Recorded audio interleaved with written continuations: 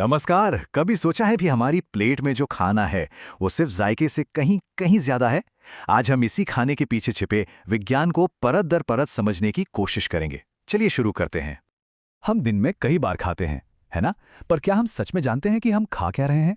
हमारी प्लेट में सिर्फ दाल, चावल या सब्जी नहीं है, बल्कि साइंस का एक पूरा का पूरा खजाना छिपा हुआ है। खाने का हर निवाला सिर्फ स्वाद और महक का एक झोंका नहीं है। असल में ये तो केमिस्ट्री, बायोलॉजी और फिजिक्स का एक कमाल का कॉकटेल है जो हमारे शरीर को चलाता है, उसे एनर्जी देता है। तो चलिए एकदम बेसिक सवाल से शुरू करते हैं। आखिर ये भोजन, ये खाना है क्या? हम इसे जिंदगी का ईंधन तो कहते हैं, पर इसका असली मतलब क्या है? देखिए, सीधे सीधे कहें तो भोजन वो हर चीज है जो हम जिंदा रहने और बढ़ने के लिए खाते या पीते हैं। ये हमारे शरीर के लिए एक तरह का रॉ मटेरियल है जो हमें बड़ा होने में, चोटों से ठीक होने में और हर दिन के काम करने की ताकत देता है।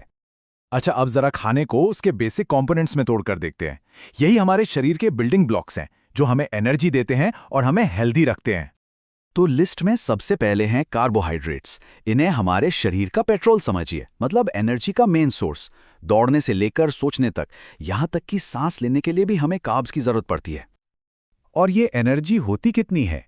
तो हर 1 ग्राम कार्बोहाइड्रेट से हमें करीब 4 किलो कैलोरी एनर्जी मिलती है। ये वही एनर्जी है जिससे हमारा दिल धड़कता है और हमारा दिमाग सोच पाता है।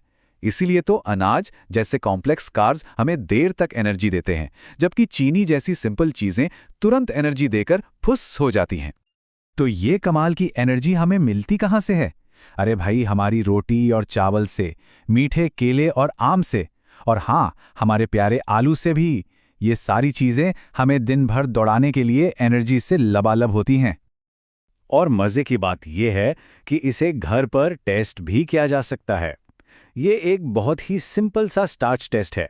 बस किसी खाने की चीज़ जैसे आलू पर आयोडीन की 2-3 बूंदें डालिए। अगर उसका रंग नीला काला हो गया तो समझ लीजिए उसमें स्टार्च मौजूद है। है ना किचन में एक छोटा सा साइंस एक्सपेरिमेंट? चलिए अब बात करते हैं प्रोटीन्स की। अगर कार्बोहाइड्रेट एनर्जी देने वाला ईंधन है, तो प्रोटीन हमारे शरीर की कंस्ट्रक्शन टीम है। इसका काम है मसल्स, स्किन और अंगों को बनाना और उनकी मरम्मत करना। प्रोटीन की कमी के नतीजे काफी गंभीर हो सकते हैं, खासकर बच्चों में। क्वाशियोर एक ऐसी ही बीमारी है जो प्रोटीन की कमी से होती है, जिससे बच्चों की ग्रोथ रुक जाती है। ये बात हमें सीधे सीधे याद दिलाती है कि प्रोटीन जिंदगी के लिए कितना जरूरी है। और हाँ, स्टार्च की तरह ही हम प्रोटीन को भी टेस्ट कर सकते हैं। बस खाने के पेस्ट में कुछ केमिकल्स जैसे कॉपर सल्फेट और कॉस्टिक सोडा मिलाइए। अगर रंग बैंगनी हो जाए तो मतलब उसमें प्रोटीन है। चलिए अब बात करते हैं फैट्स यानी वसा की, जिसको लेकर ना बहुत गलतफहमियां हैं। ये सिर्फ वजन बढ़ाने वाली चीज नहीं है। फैट हमारे शरीर का एनर्जी रिजर्व है और हमारे जरूरी अंगों के लिए एक कुशन, एक सुरक्षा कवच की तरह काम करता है। असल में फैट एनर्जी का एक जबरदस्त सोर्स है। 1 ग्राम फैट से 9.2 किलो कैलोरी एनर्जी मिलती है। ये कार्बोहाइड्रेट्स या प्रोटीन से मिलने वाली एनर्जी से दोगुने से भी ज्यादा है। इसीलिए तो हमारी बॉडी इसे इमरजेंसी फ्यूल के तौर पर स्टोर करके रखती है। और फैट को टेस्ट करना तो शायद सबसे आसान है। बस किसी भी खाने की चीज को एक कागज में लपेटकर मसल दीजिए। अगर कागज पर तेल का धब्बा रह गया तो बस समझ जाइए कि उसमें फैट है। अगली बार समोसा खाने पर इसे ट्राई किया जा सकता है। तो अब तक हमने बड़े बड़े प्लेयर्स की बात की, कार्ब्स, प्रोटीन और फैट्स। अब बारी है छोटे मगर बहुत ही शक्तिशाली खिलाड़ियों की, यानी माइक्रोन्यूट्रिएंट्स। हमें इनकी जरूरत तो बहुत कम मात्रा में होती है, पर इनका काम बहुत बड़ा होता है। विटामिन्स को हम 2 ग्रुप्स में बांट सकते हैं। एक वो जो फैट में घुलते हैं और दूसरे वो जो पानी में। फैट में घुलने वाले विटामिन्स जैसे ए, डी, ई और के हमारी बॉडी में स्टोर हो सकते हैं, पर पानी में घुलने वाले जैसे विटामिन बी और सी स्टोर नहीं होते, इसलिए उन्हें हमें रोजाना लेना पड़ता है।